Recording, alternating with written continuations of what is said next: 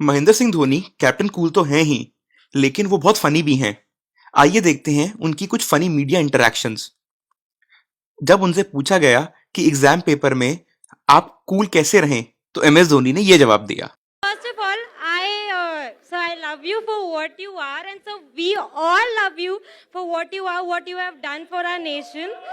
And so coming to the point, और sir आज आप बहुत सही दिख रहे हो, ठीक है?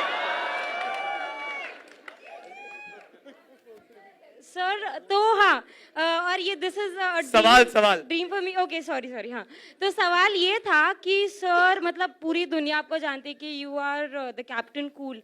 तो सर जैसे मैं स्टूडेंट हूँ, मुझे एग्जाम में कुछ डिफिकल्ट आ गया, प्रेशर, तो सर आप प्लीज मुझे टिप्स दे सकते हैं कि कैसे कूल एंड काम रहने, क्योंकि आप इतने प्रेशर सिचुएशन में भी। ये इसका बहुत ही सिंपल आंसर है और ये एक्चुअली मेरे लाइफ में हुआ है, तो मेरे लिए बोलना बहुत आसान है। आई थिंक एग्जाम जब आपको क्वेश्चन पेपर मिलता है, it's already too late, you know, क्योंकि अगर आपने साल भर पढ़ाई की होगी तो आपको सारे आंसर्स पते होंगे, थोड़ा आप मिस करोगे, थोड़ा भूलोगे, बट अल्टीमेटली आप लिख सकते हो आंसर। दैट्स वाई मैं जिस स्कूल में भी जाता हूँ, जब भी स्टूडेंट से इंटरेक्ट करता हूँ, तो मैं यही बोलता हूँ, इंपॉर्टेंट है कि हर दिन आप क्लास अटेंड कर रहे हो उसमें अटेंटिव रहें और हर दिन थोड़ी थोड़ी पढ़ाई करते रहें। ऐसा नहीं कि लास्ट 2 महीने में जम के पढ़ाई करें और बाकी 9 महीने 10 महीने में हम कुछ भी नहीं करें। और जहाँ तक मेरे लाइफ की बात है, जो मैं रिलेट करने की बात कर रहा हूँ, तो आई थिंक क्लास 12th के समय, जो ट्रेलर में भी दिया हुआ है, यू नो, सो हमारा मैचेस था, तो अब हम हेजिटेट कर रहे थे कि पापा के पास कैसे जाए। मम्मी को तो पटा लिया, बट पापा के पास कैसे जाके बताएं कि यू नो कि एग्ज़ाम है, बट उसके पहले मुझे मैचेस खेलना है और एग्ज़ाम ख़त्म होने के बाद ही मुझे ना ट्रेन पकड़ के जाना है और मैच खेल के फिर वापस आना है। तो फाइनली थोड़ा करेज जुटा के गए। मेरा पापा ऐसा है कि मैच है हमारा, ऐसा है वैसा है। उन्होंने बहुत आराम से जवाब दिया, बोला बेटा अगर साल भर मेहनत करे होगे तो एक दिन से फर्क नहीं पड़ेगा, अगर साल भर मेहनत नहीं किए होगे तो भी एक दिन से फर्क नहीं पड़ेगा, तो तुम आगे खेलो। जब उनसे पूछा गया कि 2007 और 2011 की वर्ल्ड कप विक्ट्री में उनके दिमाग में क्या चल रहा था, तो धोनी ने इसका ये फनी जवाब दिया। आइए देखते हैं इसकी झलक। Myself, what was going on in your mind when Misbah scooped that shot over to Srishant, and and also before hitting the World Cup winning six over long off, long on.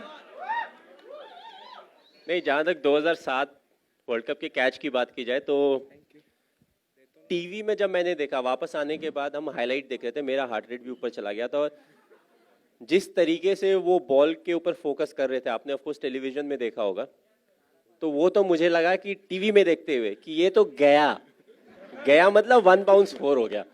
But actually जब match हो रहा था तो मैं वहीं पे था, तो आई वाज जस्ट